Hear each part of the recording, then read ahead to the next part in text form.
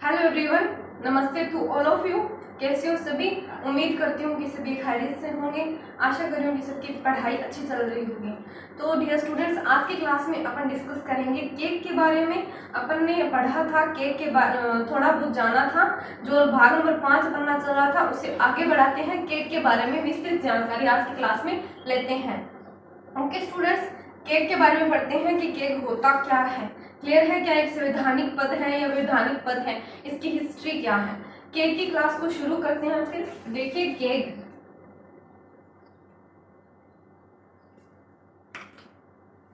Controller and auditor general of India. Controller and auditor general of India cake की full form है, यानी भारत के जो नियंत्रक और महालेखा परीक्षक हैं उनकी अपन बात करेंगे आज की क्लास में। नियंत्रक एवं महालेखा परीक्षक।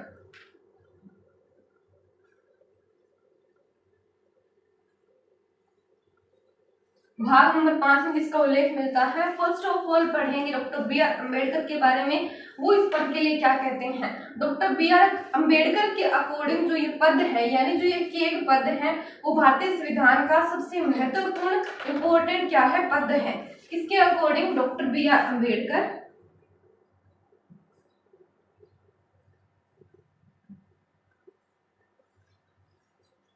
According to B R Ambedkar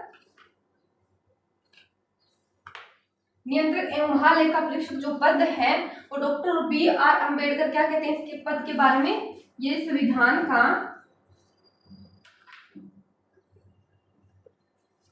सबसे महत्वपूर्ण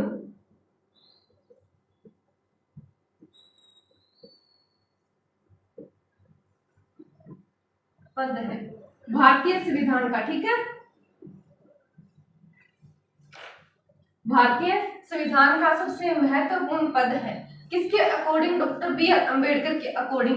अब बात करें केक की कि केक होता क्या है, नियुक्ति किसके द्वारा की जाती है, इसके अलावा शपथ कौन दिलाता है, त्याग पत्र किसे देता है, वो सारे फैक्ट, वो रूल्स और रेगुलेशन, यानी किस आर्टिकल में क्या लिखा गया है। 4 आर्टिकल एक पदाधिकारी के लिए किए गए हैं, मतलब काफी इंपॉर्टेंट पद है, तो इसे पढ़ना बनता है। फिर चलिए स्टार्ट करते हैं केक के बारे में। केक इसे 2 तरीके से अपन पढ़ेंगे। किस प्रकार से? जैसे नाम से पता चल रहा है कि इसके 2 काम हैं। फर्स्ट ऑफ ऑल कंट्रोलर का, यानी नियंत्रक का, यानी नियंत्रण रखने का काम है।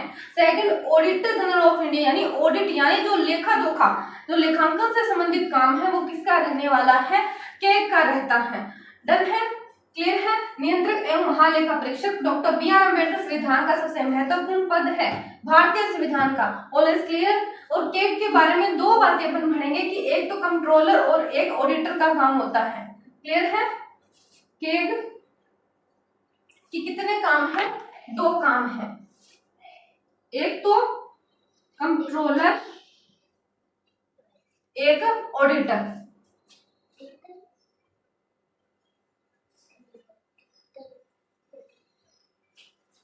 नियंत्रक और लेखा परीक्षक, लेखांकन से संबंधित। All is clear?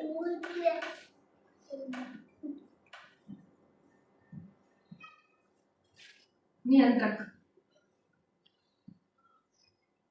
ठीक है, अब देखिए कि नियंत्रक किस प्रकार से है। तो प्रत्यक्ष रूप से यह नियंत्रक काम नहीं करता, यानी कंट्रोलर के रूप में काम नहीं करता। समझेंगे कि किस प्रकार से नियंत्रक का काम नहीं करता, लेकिन कहा जाता है कंट्रोलर ऑफ इंडिया। तो कई इसकी आलोचना भी करते हैं कि सिर्फ इस पद का नाम ऑडिटर जनरल ऑफ इंडिया होना चाहिए, क्योंकि नाम का ही कंट्रोलर होता है, यह नियंत्रण नहीं रखता।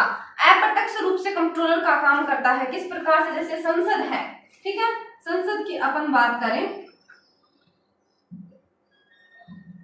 जितना भी व्यय वगैरह होगा, खर्चा वगैरह होगा, तो संसद अगर किसी विभाग को लेकर, किसी काम को लेकर या किसी भी प्लेटफॉर्म को लेकर अगर पैसा व्यय करती है, वित्त व्यय करती है, खर्च करती है, तो उससे पहले परमिशन नहीं लेती वो किसकी, केग की। वो क्या रहता है कि इस प्रकार से रहता है कि जो केग है वो सारे खर्चे होने के बाद में सारी जांच वगैरह करता है कि कहीं फिजूल खर्ची तो नहीं हुई, जो संसद है उसने सारा पैसा है, जो देश का धन है, वो उचित जगह पे लगाया है या नहीं लगाया। देश के हित के लिए पहले सोचता है कौन, केग। यानी कंट्रोल तो नहीं करता ना, अगर कंट्रोल कर रहा होता तो वो मतलब खर्चा करने से पहले ये राय देता कि आप इतना पैसा यहीं लगाएंगे अन्यथा नहीं लगाएंगे। तो अप्रत्यक्ष रूप से कंट्रोलर का काम किस प्रकार करता है, क्योंकि जितना खर्चा है यानी संसद जो भी, फॉर एग्जाम्पल समझने के लिए संसद का उदाहरण लिया है, क्लियर है। देखिए राज्यों के लिए विधानमंडल है, देश के लिए संसद है, इसलिए मैंने संसद का उदाहरण लिया। जैसे संसद खर्चे वगैरह करती है तो उसका जो खर्चा है वो सारा लग जाने के बाद में जो कंट्रोलर ऑफ इंडिया है यानी अपनी पॉलिटिकल साइंस में जो केग है यानी भारतीय संविधान का जो केग पद है, क्लियर है, उसके बारे में पढ़ेंगे कि ये किस प्रकार से काम करता है।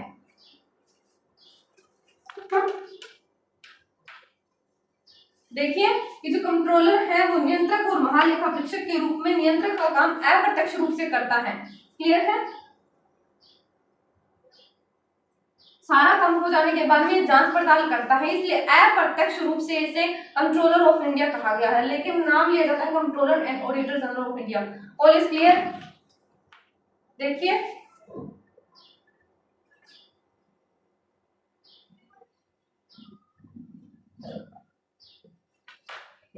प्रत्यक्ष रूप से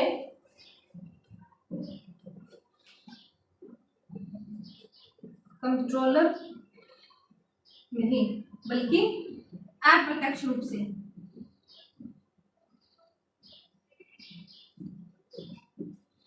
अप्रत्यक्ष रूप से किस प्रकार करेगा वो मैंने आपको बता दिया कि सारा खर्चा हो जाने के बाद में ही वो हिसाब किताब देखता है कि जो संसद है उसने सही जगह रुपए लगाए हैं या नहीं लगाए, ठीक है। देन सारी चीजें जो केक की बात करें अपन, एक बात और आती है केक की खर्च होने के बाद में सारा मतलब सारी चीजें देखता है कौन, केक। इसके बाद में जो रिपोर्ट वगैरह है अगर इसकी रिपोर्ट में अनियमितताएं पाई जाती हैं यानी रिपोर्ट दी जाती है किसके द्वारा, केक के द्वारा, यानी नियंत्रक और महालेखा परीक्षक है उसके द्वारा रिपोर्ट दी जाती है आर्टिकल 151 के तहत। अगर उसमें कुछ इरेगुलेशन पाए जाते हैं, अनियमितताएं पाई जाती है तो कार्यवाही की जा सकती है, लेकिन एक्शन नहीं लेगा कौन, केग एक्शन नहीं लेगा, क्लियर है। इस रिपोर्ट को भी पढ़ेंगे कि कौन से आर्टिकल के तहत किस प्रकार से रिपोर्ट प्रस्तुत की जाती है और रिपोर्ट प्रस्तुत किसे की जाती है, क्लियर है। संसद प्रत्यक्ष रूप से कंट्रोलर नहीं बल्कि संसद के लिए, ये उदाहरण लिया है हमने, संसद को यहाँ ऐसे डिफाइन मत कर देना कि संसद प्रत्यक्ष रूप से कंट्रोलर नहीं, ये उदाहरण फॉर एग्जांपल लिया है कि अगर संसद कोई खर्चा वगैरह करती है मतलब व्यय वगैरह करती है तो क्या रूल्स और रेगुलेशन रहेंगे, विधानमंडल अगर करता है तो, क्लियर है। अप्रत्यक्ष रूप से जो कंट्रोलर होता है वो केग होता है, क्लियर है, इसीलिए कंट्रोलर नाम लिया गया है। लेकिन कुछ आलोचक ये भी कहते हैं कि कंट्रोलर नाम नहीं होना चाहिए बल्कि ऑडिटर जनरल ऑफ इंडिया ही होना चाहिए, क्लियर है। अगर इरेगुलेशन यानी अनियमितता पाई जाती है रिपोर्ट में तो कार्यवाही की जा सकती है।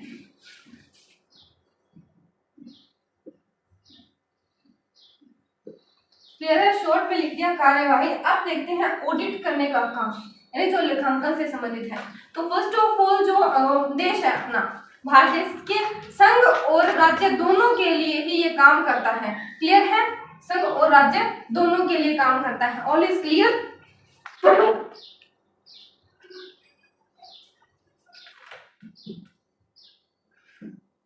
संघ और राज्य दोनों स्तर पर काम करता है।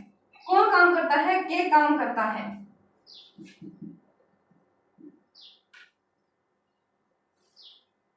एक तो लेखा परीक्षण,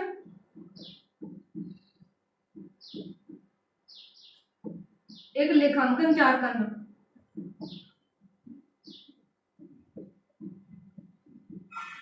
क्लियर है, क्लियर हो गई सारी चीजें कि ऑडिटर लेखांकन का काम यानी ऑडिट करने का काम किसका होता है, केग का ही होता है। इसलिए ऑडिटर जनरल ऑफ इंडिया कहा जाता है। एक काम तो देखा कंट्रोलर का, एक देखेंगे ऑडिटर का, ठीक है, ऑडिट करने का। जो भी तमाम जो खाते वगैरह होते हैं जो भी विभाग के, उन्हें भी ऑडिट कौन करता है, वो लास्ट में पढ़ेंगे शक्तियां और कार्य क्या रहते हैं। क्लियर है।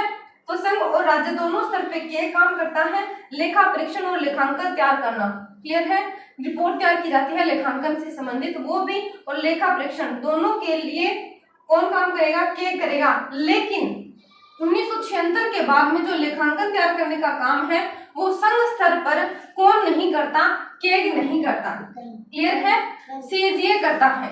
कौन करता है, सीजीए। 1976 के बाद में सीजीए पद बनाया गया जो गैर संवैधानिक है, जो कि संवैधानिक पद नहीं है। ऑल इज क्लियर, सारी चीजें क्लियर हो गई होगी। देखिए, keg controller and auditor general of India, नियंत्रक एवं महालेखा परीक्षक। डॉक्टर बी आर अम्बेडकर संविधान का सबसे महत्वपूर्ण पद कहा है। इसके अपन ने थोड़े से रूल्स और रेगुलेशन देखे कि क्या क्या काम रह सकते हैं। मेनली दो काम है, two works of CAG, controller and auditor के रूप में। अपन ने एक बात देखी कि लेखा परीक्षण और लेखांकन दोनों तैयार करता है संघ और राज्य दोनों के लिए। अलग से राज्य के लिए कोई पद नहीं बनाया जाता। केग जिस तरह संघ के लिए है उस तरह राज्य के लिए भी केग ही काम करता है। जिस तरह अपन ने सेंट्रल और स्टेट गवर्नमेंट को बाय कंपैरिजन पढ़ा, उसी ठीक उसी प्रकार एक ही पद है जो कॉमन है दोनों में, यानी केग ही राज्यों के लिए काम करेगा और केग ही संघ के लिए काम करेगा। क्लियर है। और लेखा परीक्षण राज्य के लिए दोनों काम, यानी लेखा परीक्षण और लेखांकन तैयार करने का काम कौन करता है, केग करता है। लेकिन देखें दूसरी तरफ तो लेखा परीक्षण का काम तो कौन करता है, संघ के लिए केग करता है, लेकिन लेखांकन तैयार करने का काम सीजीए करता है। कब से करता है, 1976 से। क्लियर है, 1976 से। अब देखिए अपन थोड़ा सा आगे बढ़ते हैं और आज की क्लास को आगे बढ़ाते हैं। समझ में आ गई होगी सारी चीजें।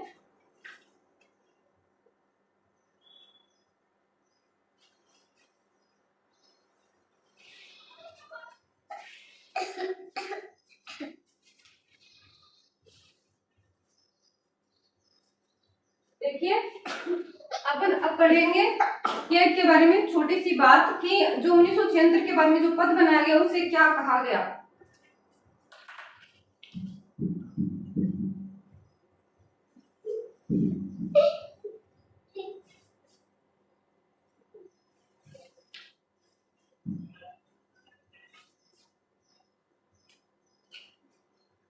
उन्नीस सौ 76 के बाद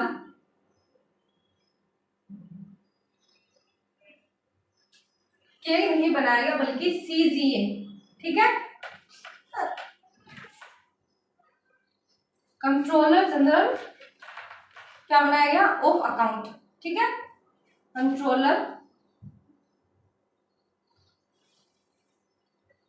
जनरल ऑफ अकाउंट 1976 के बाद। क्लियर है। तो ये जो लेखांकन का काम है वो सीजीए करता है। किसके लिए, संघ के लिए।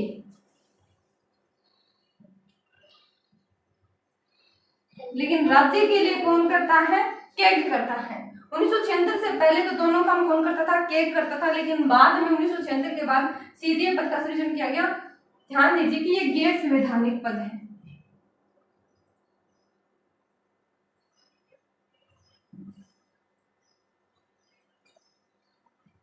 संविधान में कहीं उल्लेख नहीं मिलता, लेकिन जो केग है वो संवैधानिक है।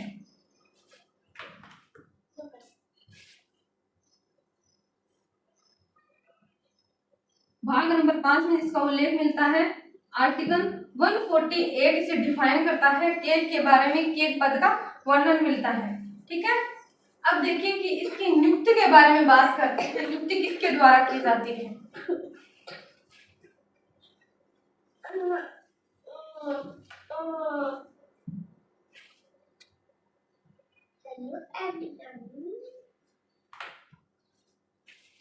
नियुक्ति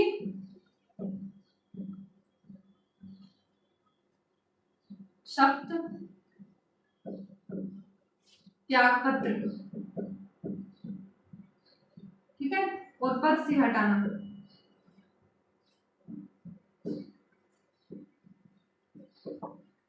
नियुक्ति के की जाती है राष्ट्रपति के द्वारा, और राष्ट्रपति किसके कहने पे करेगा, तो मंत्रिमंडल की सलाह पे। क्लियर है?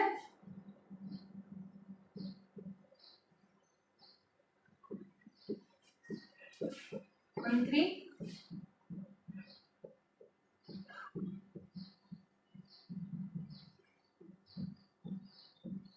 सलाह पे। शपथ भी कौन दिलाता है? राष्ट्रपति। त्याग पत्र भी किसे देंगे? राष्ट्रपति को। क्लियर है? पद से हटाना हो, रिमूवल करना हो, रिमूवल।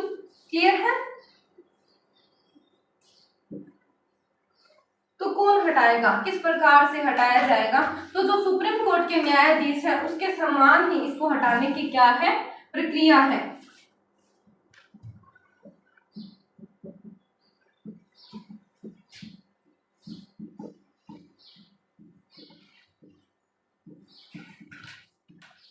क्लियर है?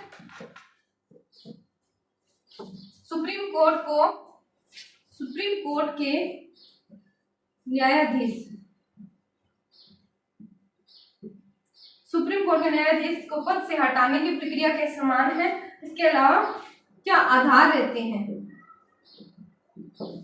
याद होंगे आधार दो थे, सिद्ध कदाचार और असमर्थता। सुप्रीम कोर्ट का जो न्यायाधीश है उसे पद से किस प्रकार हटाया जाता है, यानी संसद के दोनों सदनों से विशेष बहुमत पारित होने के बाद ही। और आपको पता है कि ये बहुत जटिल प्रक्रिया है, विशेष बहुमत, ये जल्दी से नहीं हो पाता विशेष बहुमत। क्लियर है? संसद के दोनों सदनों से विशेष बहुमत से, यानी 2/3 बहुमत। ठीक है? और बात करें कार्यकाल की, टेन्योर, टेन्योर क्या रहता है? Tenure of CAG.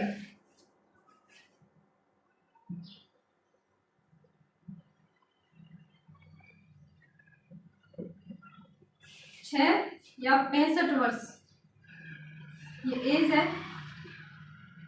क्लियर है? जो भी पहले हो, यानी अगर जो भी चीज पहले होगी, यानी 65 वर्ष से मतलब 6 वर्ष का कार्यकाल पूरा हो गया तो अपना जो टेन्योर है, कार्यकाल है, वो पूर्ण कर लेगा। कौन? केग। इसके अलावा 65 वर्ष जो भी पहले हो।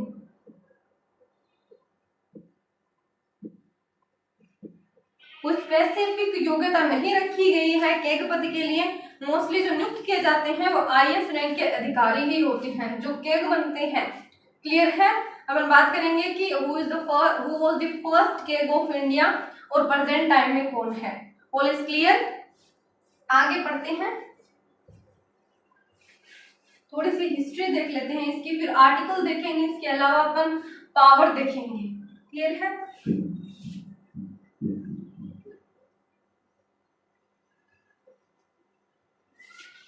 टेन्योर आपको बता दिया 6 वर्ष या 65 वर्ष।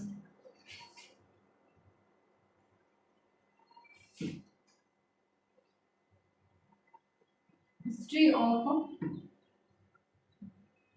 केग, कि जो केग है उसका इतिहास क्या है।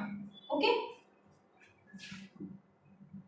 जो 1858 का अधिनियम है उसमें जो लॉर्ड कैनिंग है उसने लेखा परीक्षक पद का सृजन किया। किस पद का? लेखा परीक्षक पद का सृजन किसने? Lord Canning.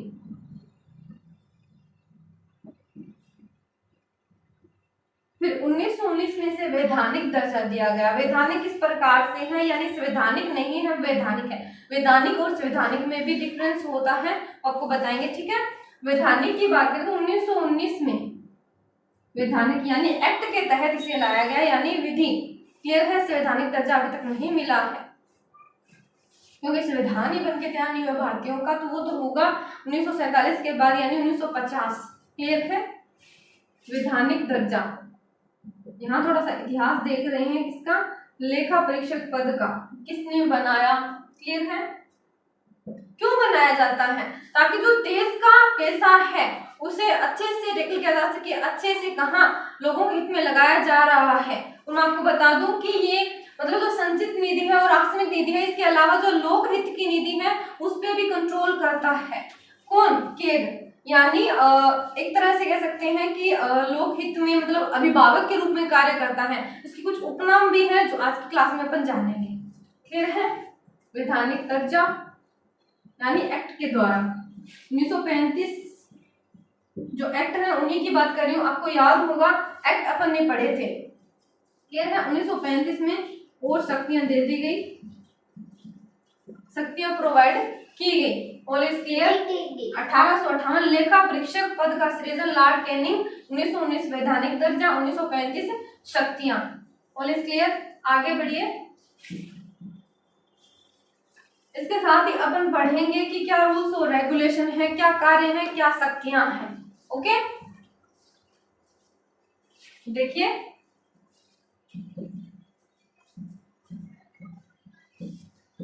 कार्य पढ़ लेते हैं पहले केग की।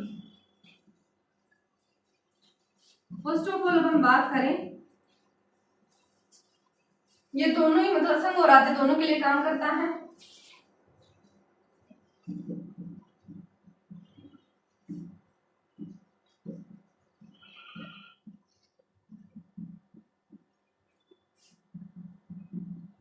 और जो पूरा अपना भारत देश है उसकी वित्तीय प्रणाली की जांच करता है। संपूर्ण देश की वित्तीय प्रणाली की जांच। क्लियर है? यानी सरकार के जितने भी व्यापार है, पूंजी है, राजस्व है, उन पे भी कंट्रोल किनका रहता है? केग का रहता है।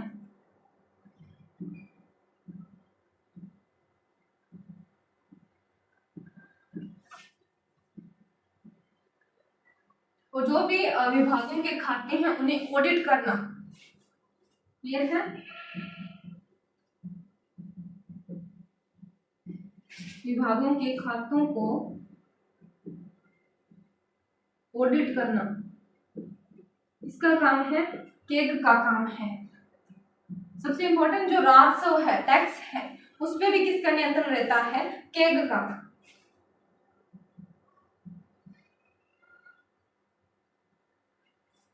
क्लियर है?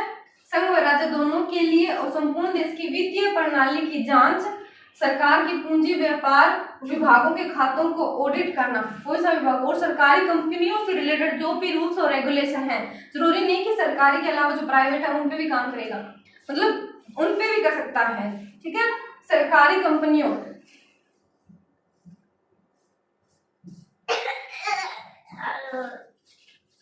सरकारी कंपनियों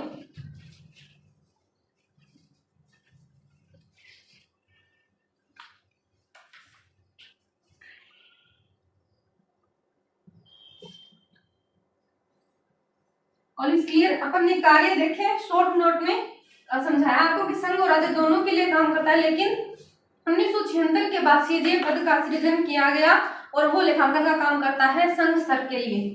संपूर्ण देश की वित्तीय प्रणाली है उसके जांच वगैरह करता है। कौन करता है? केग करता है। सरकार की पूंजी, व्यापार यानी सरकार जैसे रेलवे इनकी बात करें तो इन पे भी किसका अधिकार कह सकते हैं, नियंत्रण रह सकते हैं, कह सकते हैं तो केग का ही रहता है। और कौन सा पैसा कहाँ गया, कहाँ नहीं गया, इसकी बात करें तो वो भी किस पे डिपेंडेंट है? केग पे। केग इसकी देख रेख करता है। मतलब ये पैसों का मतलब एक तरह से कह सकते हैं कि रक्षक कहा जा सकता है। अपने देश का जो धन है उसका रक्षक कहा जा सकता है केग को। क्लियर है? और जो आकस्मिक निधि है और देश की संचित निधि है उस पर भी नियंत्रण रहता है। नोट लो, आगे लिखिए। देश की संचित निधि और आकस्मिक निधि व लोक वित्त निधि पर नियंत्रण। क्लियर है। देश की संचित निधि और आकस्मिक निधि व लोक वित्त निधि पर भी नियंत्रण रहता है केग का।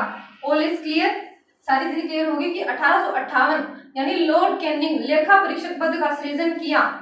1919 वैधानिक दर्जा, 1935 शक्तियां। क्लियर है। शक्तियां कार्य केग के लिए कि संघ राज्य दोनों के लिए, संपूर्ण देश की वित्तीय प्रणाली और सरकार की पूंजी व्यापार, इनसे रिलेटेड जो भी रूल्स और रेगुलेशन होंगे वो केग देखेगा। पैसों से संबंधित जितना भी काम है वो केग ही संभालेगा। All is clear. इसीलिए इसे उपनाम से जाना जाता है कि जो देश का पेशा है उसके अभिभावक के रूप में ये कार्य करता है। क्लियर है। इसलिए इसे क्या कहा जाता है उसकी भी अपन बात करेंगे। इतनी चीजें क्लियर हुई। और जो वेतन और भत्ते हैं वो कौन डिसाइड करता है केग के लिए? वो संसद करता है। ठीक है, संसद करती है, इंडियन पार्लियामेंट।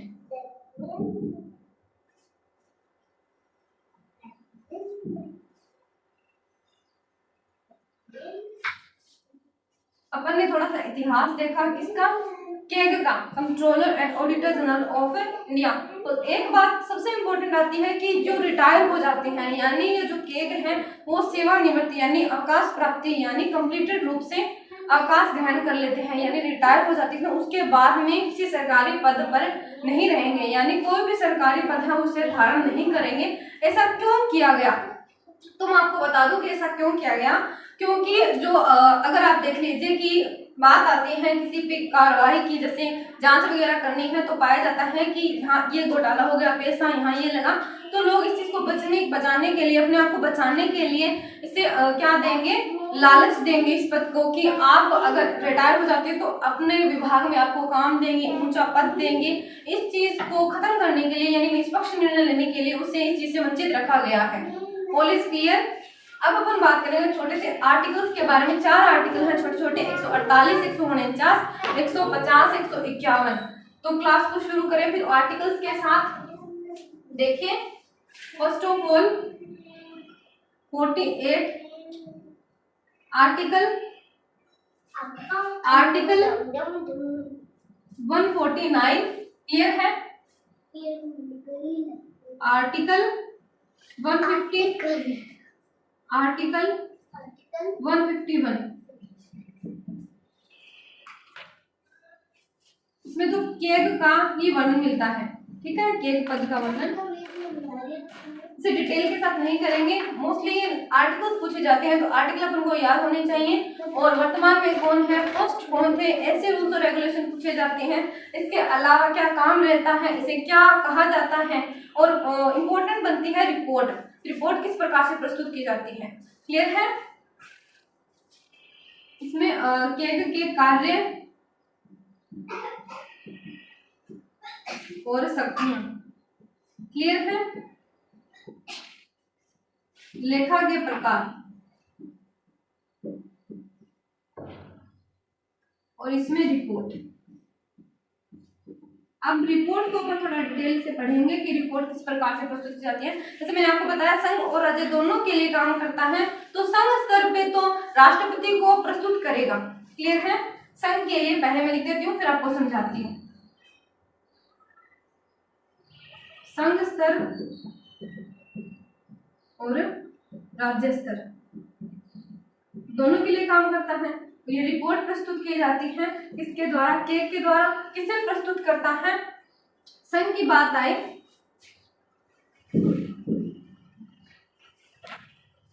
तो राष्ट्रपति और यहाँ राज्यपाल। क्लियर हुई। फिर थोड़ी सी प्रोसेस आगे चली जाए, जैसे संघ स्तर पे राष्ट्रपति, राज्य स्तर पे राज्यपाल, और राष्ट्रपति संसद के समक्ष, संसद के समक्ष। क्लियर हो रही है बातें। और यहाँ क्या होगा फिर? राज्य विधानमंडल।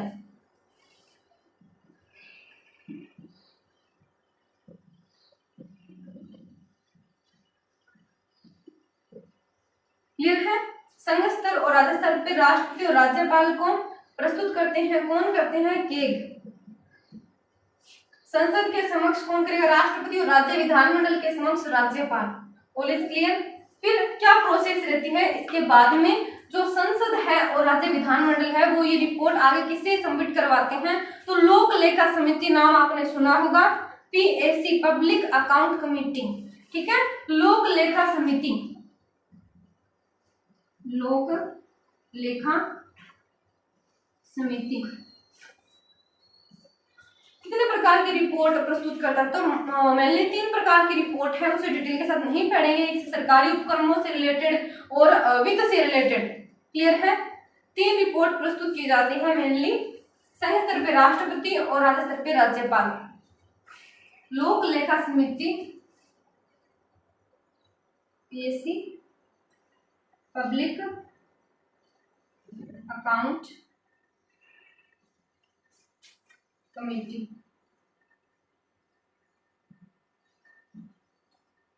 अकाउंट कमेटी से याद आया, जो अपन ने सीजीए पढ़ा था, याद है, जो सीजीए पद का, कंट्रोलर जनरल ऑफ अकाउंट, तो वो जो है वो व्यय विभाग से संबंधित है, ठीक है। वित्त मंत्रालय के अधीन एक विभाग आता है व्यय विभाग, उससे रिलेटेड पद है वो, ठीक है, क्लियर है। वो मैंने आप शायद बताया नहीं आपको, आप लिख लीजिए। जो सीजीए है वो वित्त मंत्रालय है, उसके अधीन एक पद है व्यय विभाग का, ठीक है, व्यय विभाग का पद, जो सीजे है, जिसका सृजन 1976 में किया गया और सेंट्रल गवर्नमेंट के लिए काम करता है। इतनी चीजें मैंने आपको बता दी थी। रिपोर्ट फिर लोक लेखा समिति, पब्लिक अकाउंट कमेटी, इसे सबमिट करवाई जाती है। फिर क्या होता है कि ये जांच पड़ताल करती है कि जो रिपोर्ट दी है वो सही है या गलत है, क्लियर है। यानी पब्लिक अकाउंट कमेटी से सबमिट करवाई जाती है ये जो रिपोर्ट है, इस तरह से प्रोसेस चलती है इस रिपोर्ट की, क्लियर है कि क्या ऐसे कौन दोषी पाया जाता है, मतलब कौन सा पैसा कहाँ लगाया है, कहीं घोटालेबाजी तो नहीं हुई है, क्लियर है। इस चीज को ध्यान में रखते हुए जो लोक लेखा समिति है यानी पब्लिक अकाउंट कमेटी है, उसे सबमिट करवाई जाती है। इसमें टोटल 22 सदस्य होते हैं, कितने, 22 सदस्य,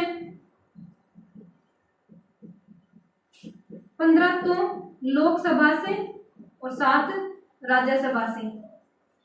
फिर बात करें इसकी, तो इसमें मंत्री शामिल नहीं होते, क्यों नहीं होते, और ये निष्पक्ष निर्णय आता है क्योंकि इसमें जो मंत्री, आपको मैंने शुरू में बताया कि जो केग है उसकी नियुक्ति किसके द्वारा की जाती है, राष्ट्रपति के द्वारा, और राष्ट्रपति को परामर्श कौन देता है कि केग की नियुक्ति कीजिए, मंत्रिमंडल, तो मंत्री उसमें शामिल होते हैं। लेकिन यहाँ आती है बात जांच करने की, तब मंत्री इसमें शामिल नहीं होते, यानी जो कमेटी है पब्लिक अकाउंट कमेटी, उसमें मंत्री शामिल नहीं होते। टोटल 22 सदस्य होते हैं, राज्यसभा और लोकसभा के, मंत्री शामिल नहीं होते।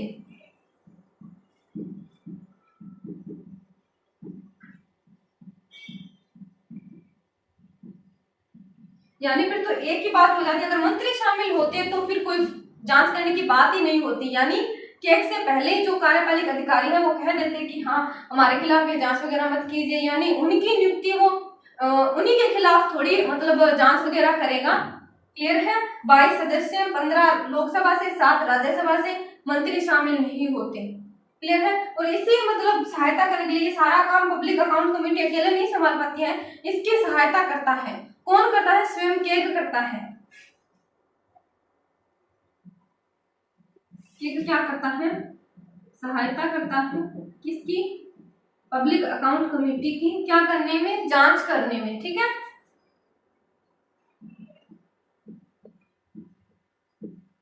इसलिए केग को पीएससी का मित्र, दार्शनिक और गाइडलाइनर कहा जाता है, क्लियर है, दिखाई दे रहा होगा।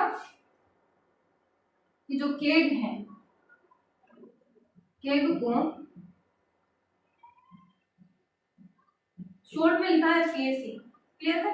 पीएससी का क्या कहा जाता है, मित्र, दार्शनिक, फ्रेंड, फिलोसोफर एंड गाइडलाइनर, क्लियर है, मार्गदर्शक।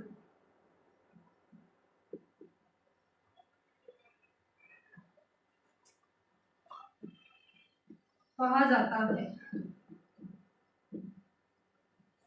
और नोट लगा के एक बात ये भी लिख लीजिए कि जो केग है रिटायर यानी सेवानिवृत्त होने के बाद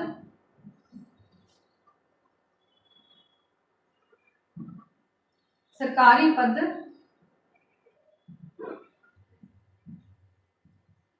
धारण नहीं करता या धारण नहीं कर सकता।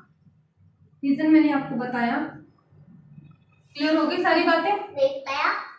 रिटायर सेवानिवृत्त धारण नहीं कर सकता, सरकारी पद धारण नहीं कर सकता। All is clear? थोड़ी सी बातें और करते हैं। अपन प्रेजेंट की बात करें और फर्स्ट ऑफ ऑल सबसे पहले के कौन बने उनकी अपन बात करते हैं। क्लियर हो गई सारी चीजें आई थिंक। देखिए केक का वर्णन मिलता है 148 और 149 में केक के कार्य और शक्तियां, 150 में लेखा के प्रकार, 151 रिपोर्ट किस प्रकार से क्या प्रोसेस रहती है वो सभी मैंने आपको बता दिया है। क्लियर है? और केक को पीएसी यानी पब्लिक अकाउंट कमेटी का मित्र यानी फ्रेंड, दार्शनिक यानी मार्गदर्शक, गाइडलाइनर और फिलोसोफर भी कहा जाता है। All is clear? और रिपोर्ट मैंने आपको बता दी कि किस प्रकार से प्रस्तुत की जाती है और आगे चल के लोक लेखा समिति से रिलेटेड होता है ये। क्लियर है? और लोक लेखा समिति का मित्र, दार्शनिक, मार्गदर्शक किसे कहा जाता है? केग को कहा जाता है। All is clear? हिस्ट्री थोड़ी सी देखिए अपन ने 1858, 1919 और 1935 का जो एक्ट है उसके तहत अपन ने थोड़ी सी चीजें पढ़ी।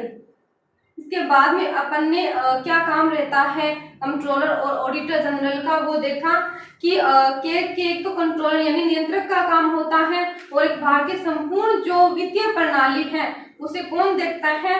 केग देखता है। All is clear? बात करें अपन इसके उपनामों की तो इसे अभिभावक के रूप में भी कहा जाता है कि यह जो लोक निधि यानी जो लोक वित्त है उसका अभिभावक कहा जाता है। इस प्रकार से इसे लोक वित्त का अभिभावक कहा जाता है वो मैंने आपको बताया क्योंकि ये देश के बारे में सोचता है यानी देश के लिए, यानी देश का जो पैसा है वो देश में अच्छे से सही जगह कहाँ लग रहा है कहाँ नहीं लग रहा है तो किस तरह से नियंत्रण करता है वो सारी चीजें आज की क्लास में मैंने आपको करवाई।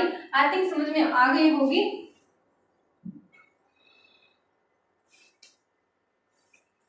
क्लियर है? अब देखिए थोड़ी सी बात अपन करते हैं इसकी फर्स्ट कौन थे और वर्तमान में कौन है। इसी के साथ अपना चैप्टर क्लोज होता है जो केग से संबंधित है। सारे रूल्स और रेगुलेशन मैंने केग के करवा दिए हैं। ठीक है? Who was the first CAG of India? Narhari Rao. Clear है? नरहरि राव। और वर्तमान में प्रेजेंट में Girish Chandra Murmu.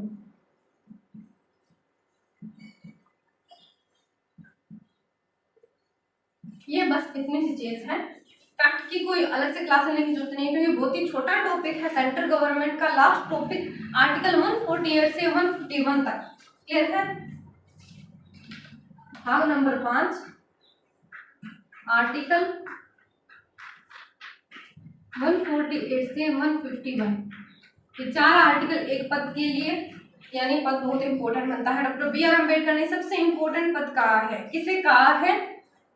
Controller and auditor general of India को। नाम से ही पता चल रहा है कि इसके दो काम है, एक तो कंट्रोलर का एक ऑडिटर का। क्लियर है? ऑडिट करना मतलब जो भी विभाग वगैरह है उनके खातों पे जो नियंत्रण है वो किसका रहेगा? ऑडिट करने का, यानी लेखा से रिलेटेड, यानी ऑडिट नाम सही रहेगा, लिखने मतलब लेखा से संबंधित। क्लियर है? तो इसलिए मैं बार बार नाम ले रही हूँ। ऑडिट करने का काम किसे किया जाता है? केग के द्वारा। सीजी अपन ने पढ़ा कि एक जो वित्त मंत्रालय है उसमें व्यय विभाग के अंतर्गत एक पद आता है सीजीए। 1976 में ये पद बनाया गया जो काम करता है किसके लिए? बना तो पहले से था लेकिन इसके लिए बनाया गया। ठीक है? यानी फर्स्ट ऑफ ऑल अपन कह सकते हैं कि बनाया नहीं गया, सृजन, जैसे मैंने आपको बताया। आप समझ रहे होंगे कि नए पद का सृजन किया गया। लेकिन एक बात मैंने आपको ये भी बताई कि जो वित्त मंत्रालय है उसके अधीन ही ये पद आता है। जो वित्त मंत्रालय का व्यय विभाग है उसके अंडर में एक पद आता है जिसे सीजीए कहा जाता है। ठीक है, controller general of account. Account से रिलेटेड जो भी पद वगैरह हो गए, जैसे लोक लेखा समिति है वो पैसों से रिलेटेड है, जांच वगैरह काम करती है। उसमें 22 सदस्य होते हैं, 15 लोकसभा से, 7 राज्यसभा से। और जो पीएससी है यानी पब्लिक अकाउंट कमेटी है उसे केग का क्या कहा जाता है, मित्र कहा जाता है, फिलोसोफर दार्शनिक कहा जाता है, गाइडलाइनर यानी मार्गदर्शक कहा जाता है। तो सारी चीजें क्लियर हो गई होगी, तो अपनी क्लास को विराम देते हैं। थैंक यू वेरी मच आपका कीमती वक्त देने के लिए।